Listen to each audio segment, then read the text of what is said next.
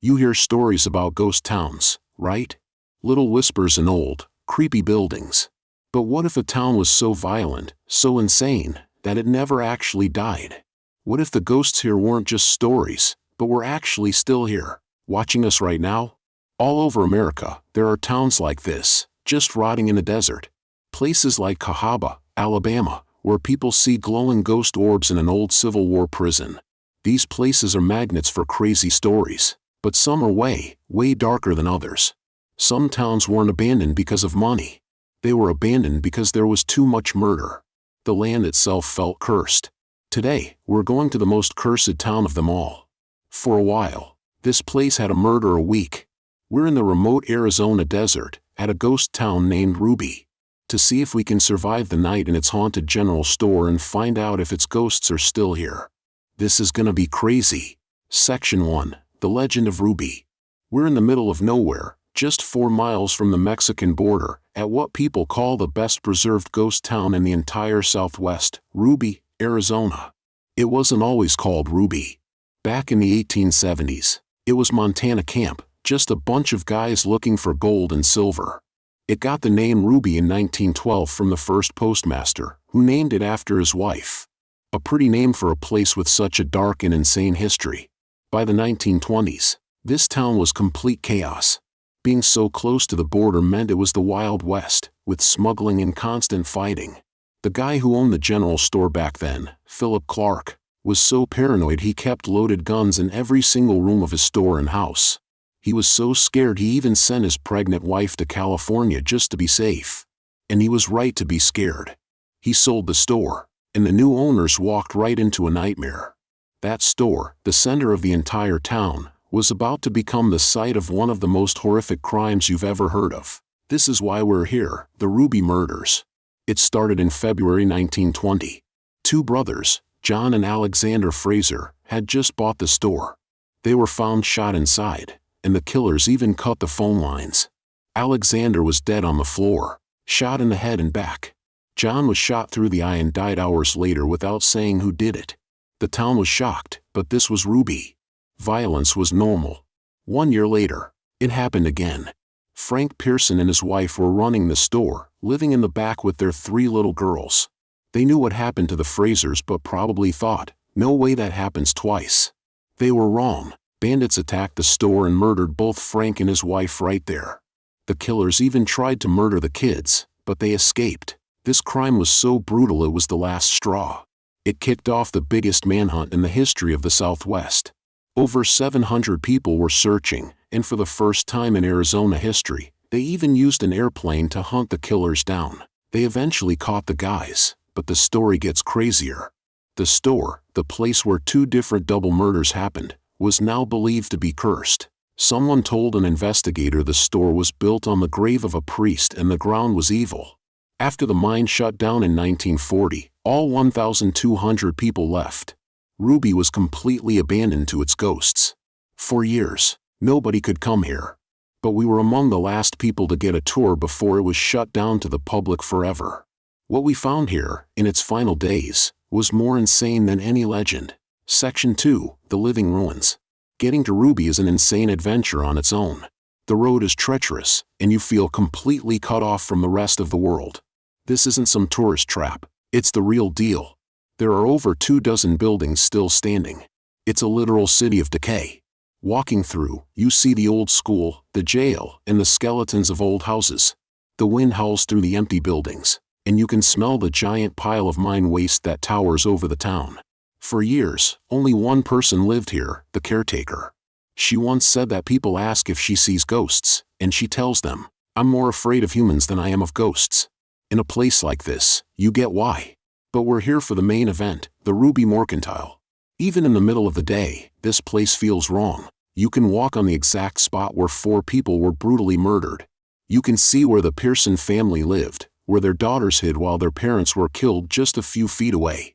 You touch the walls, and they're freezing cold, even in the desert sun. This is what's so crazy about Ruby. The history is real. You're standing where Alexander Fraser's body was found. You're looking through the same doorway the killers used to escape. This isn't just a story anymore. It feels like something is here with us. We checked out the other buildings, and they're just as creepy. The courthouse has actual bullet holes in the wall from some old shootout. The mine shafts, now sealed, are like giant black holes in the ground. They made this town rich, but they're also why it was so dangerous. What's weird is there aren't many ghost stories about Ruby, which is crazy for a place with this much murder. But being here, you realize this place doesn't need stories. The truth is terrifying enough. You constantly feel like you're being watched. As the sun started to go down, we knew we had to stay. We had to wait for total darkness and see what happens. We do these insane challenges to bring you guys the craziest videos on the internet.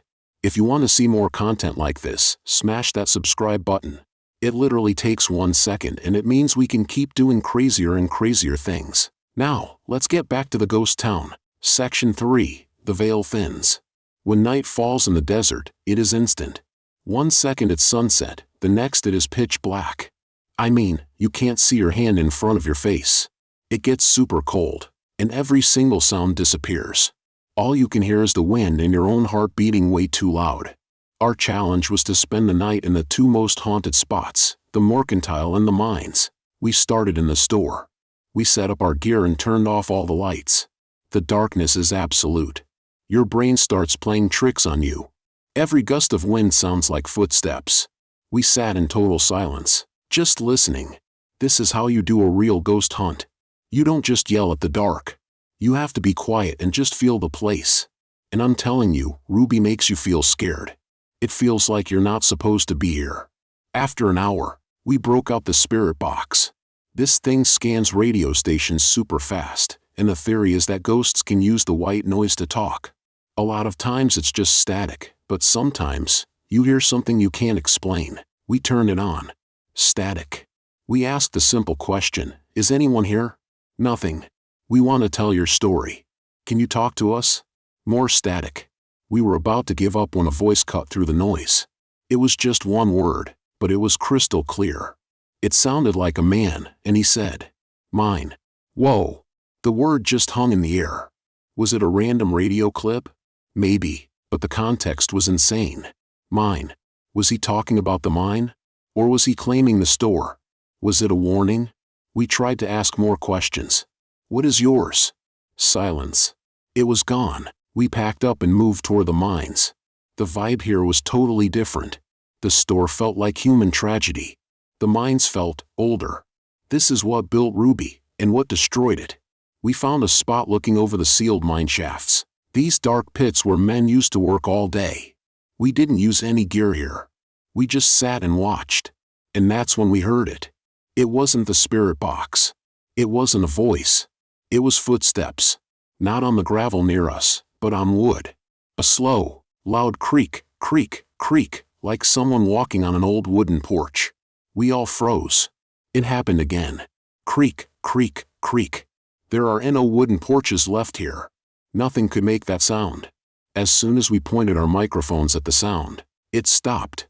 The silence that came after was way more terrifying than the noise. Section 4, the unveiling. The craziest part of the night is never what you expect. It's usually something quiet that just shakes you to your core. And our moment came as we were packing up to leave the mercantile for the last time. We had a digital recorder running the entire night, just sitting on a wall. As I went to turn it off, the temperature dropped like crazy. It felt like someone opened a freezer right next to me. The air got heavy and cold, and I literally got goosebumps all over my arms. You hear about this stuff, but feeling it is something else entirely. At that exact second, I heard a sound right behind me. It was a soft, clear whisper from a woman. It wasn't the spirit box, that was already packed. It wasn't one of the guys. It was a voice from nothing, so close it was right next to my ear. It whispered just 2 words, "Get out." It wasn't angry. It was sad. Tired. It sounded like a ghost that was just done with everything and wanted to be left alone. I spun around with my flashlight, but there was nothing there.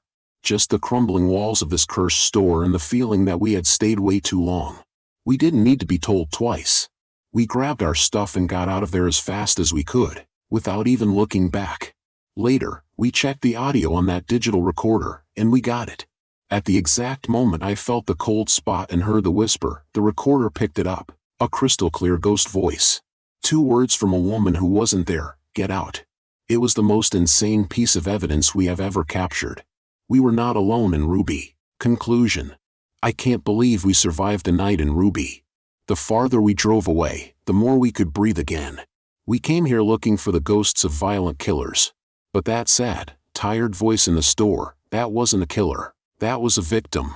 Could that have been Mrs. Pearson, still tied to the spot where she was murdered, telling us to leave the home she can't protect anymore? We'll never know. The story of Ruby is just insane. In other ghost towns, people hear ghost babies crying or see ghost marshals. The ghosts of each town reflect how people died there. Ruby was defined by insane violence, but what we found felt more like grief. The town is now closed forever. Maybe that's a good thing. Maybe the ghosts there finally deserve some peace. When we do these challenges, are we just bothering ghosts that want to be left alone? Are these just stories? Or did we actually capture the voice of this country's violent past, begging us to just get out?